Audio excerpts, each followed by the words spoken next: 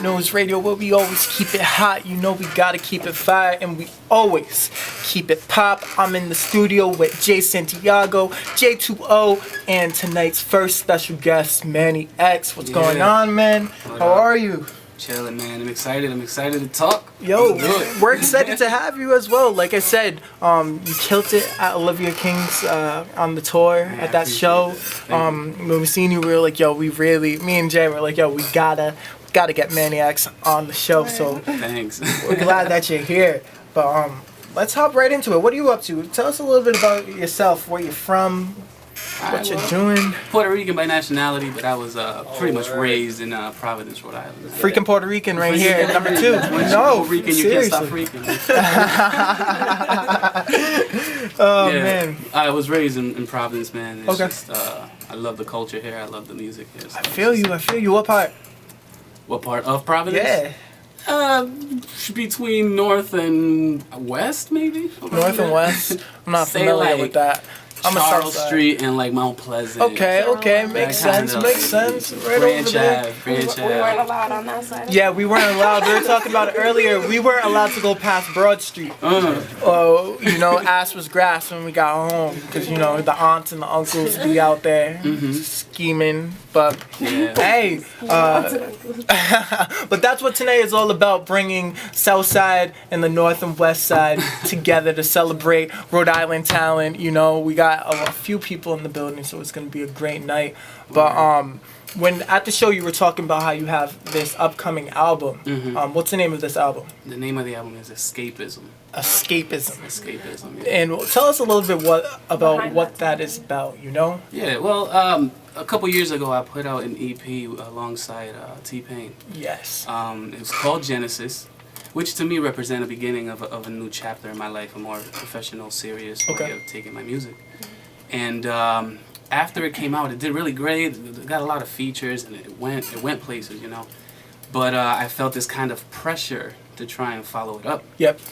And the pressure was, man, now you're on your own. You had this backup from like Pain and some labels, and Guitar Center was backing me up. And then they're still supportive, but it's all kind of, they put the ball in my court. So that pressure to follow up that project, it kind of put me in this weird state of mind where I kind of felt like maybe I couldn't, maybe it wasn't enough. What I was doing wasn't doubting enough. yourself. Yeah. So I went into this little like hiatus, if you may, where I stopped kind of putting out original music, and I just wanted to put out some covers while I try to find that sound that I felt would be a good continuation of that EP. And that's always good to stay relevant with the covers. Like I know a lot of fans like those. Yeah, they love it. Yeah.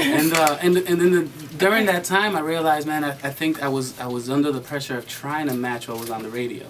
And then I realized, I was kind of losing touch with why I always wanted to make music, which was the whole idea of connecting to people. So escapism was a way of me escaping those pressures and that reality of having to perform at a certain peak or a certain level that was expected of me, and to just kind of feel and reconnect with music in that whole spiritual, personal way that music should be, Definitely. And and then it started off just as an idea. I just wanted to be real with people. I wanted to be real about what I felt, what I was really going through, and a lot of emotional things and stuff. And then I realized that every time I was going through something, instead of talking about it with people or talking about it like on social media, I just kind of closed my door, turn on my keyboard, and just kind of let it happen, writing. man. And some of these songs that came out were just And the best stuff is natural like that, right? Yeah, it felt so natural. The album just feels like me, and it's not forced. It's just the way it is, and it feels great, Escapism. Yeah.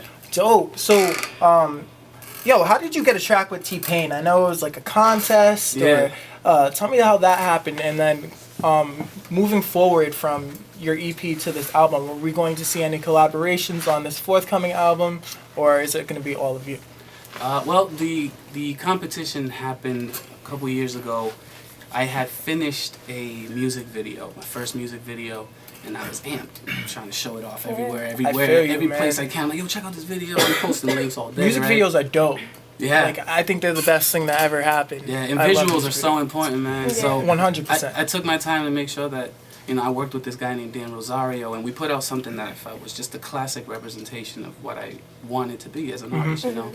So an opening happened at Guitar Center where it was like, you know, win a chance to record with T-Pain. All you got to do is submit a video. Yeah. Okay. Now, the funny thing is that there was a limit to how long the video was. It was like 7 minutes. That was as long as the video could be. And the video that I had on YouTube was like 6 minutes, 59 seconds. Legit. Get out of So here. perfect. So, Perfect. So I'm tripping because I'm like, all right, the song doesn't really start till like 2 minutes into it because there's like a 2-minute intro. Yeah. And I thought about, you know, cutting off the intro, but I was like, no, let's just give them the video. The video has like a little bit of like a movie feel to it, you know. So I submitted it, and then I forgot about it. I figured, you know, they probably found the winner, and there was no need, you know.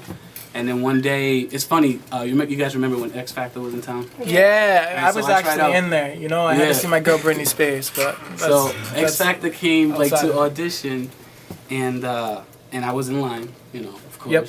And I didn't make it past the first round, so I was like, damn. All right, back to the drawing board, you know, going back to the studio and work some more.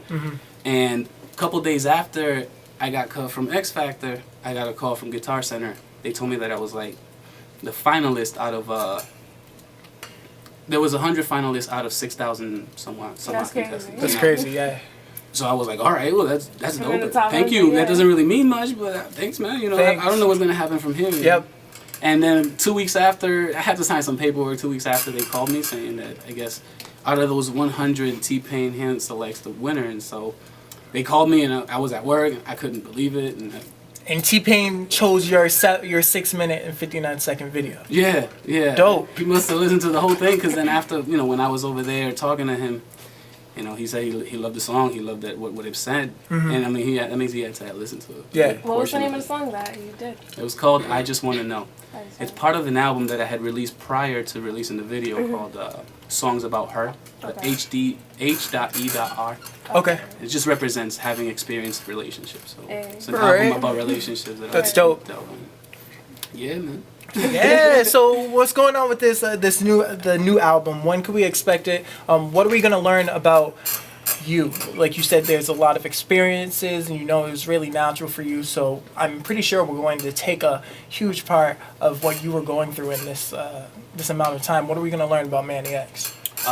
One thing I've learned through songwriting and through just, you know, allowing myself to be open is that there's a lot of people that are afraid of being vulnerable. You know, reality is you guys gotta fake it till you make it. You gotta do what you gotta do and appear to be something just because someone's watching, you know. Yeah. And so I figured if someone's watching, why not just be the real me, you know, and show write the type of lyrics that I feel come to heart, and if, you know, if I'm feeling some type of way, I'm gonna write about it, and if I'm feeling up or down, I'm gonna write about it. Right. Because the reality is we all go through these phases, and so escapism isn't necessarily Manny escaping music, escaping through music, Yeah. but just a chance for other people who can relate to what I'm writing to escape with me. Yeah. I'm hoping to release it in the fall. Okay. Right now, there's like 19 songs that I got to choose from, and there's still a few more that I feel are in my heart somewhere, you know. Yeah. So I'm hoping this summer I'm gonna really go to the cutting board and chop a few songs that are just maybe I could release a little mixtape during the summer to kind of prepare for it. But I'm hoping fall. How long have you been doing this? I started prematurely for years when I was like in like high school, 15, 16 years old. You know. I honestly, at first I did it for the girls, you know. I did it just to try and I can seduce sing, it. girl. I'll sing you a lullaby. Yeah, word. And then That's what's up. and it evolved. It evolved at some point, and now, you know, it's Like, been. this is it's something I been- really want to do. Like, Yeah, especially once I graduated high school and I realized, man, what can I do with my time? And I realized, man, I want to leave a mark, whether it be in someone's heart or in, you know, some industry Hall of Fame thing. As far as I'm leaving some kind of impression of what I tend to value. Then That's what's up. I like that. I like that. So right now you're on this little tour. You want to tell us about some of the upcoming events? yeah. The tour is called I Guess This Is a Tour. And last week I was going through like my schedule, and I'm like, damn, I got like a good 4 or 5 weeks coming up of shows, you know, back to back. So I was like, this is kind of like a tour. And then I'm like, why haven't I even thought of it that way? Yeah. You know? It's been happening since March. And you know, the last couple weeks I've been shows back to back, so I figured let me formalize it a little more. The next show is this Friday in Worcester. There's a spot called Electric Haze. It's kind of that venue similar to what the Met would be in Rhode Island. So Electric Haze this Friday, and then next Saturday, the 2nd of May, at Jimmy's Saloon in Newport.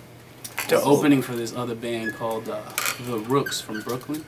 So it's just like a 2-band thing, soul, R&B, pop, funk. Yo, that's dope. That's dope. What day is this out in Newport? In Newport, it's May 2nd. May 2nd. Both of those events are actually I'm gonna have my live band with me. Cool. So it's gonna be tired. It's just a different energy when it's a live band, you know. Yeah. You like performing better with the live band? Yeah, I love it. I love it. I mean, it's just you get that control of, man, let's go back from the top, you know, or let's just let the track breathe a little bit. Sometimes, you know, when you have an instrumental, you're kind of confined to the time just that's the there. instrumental. Or you feel the band a lot more. Yeah. Especially when you're performing, or even when you go to watch an artist. Like, I love seeing the track like come alive, you know, through the band, which is super dope. And it's gonna be like straight live, like no backing tracks, which is dope because, man, I feel like the musicianship, because of how easy it is to create digital stuff, it's like lacking in the industry. So I like that I could just play some keys and vibe out.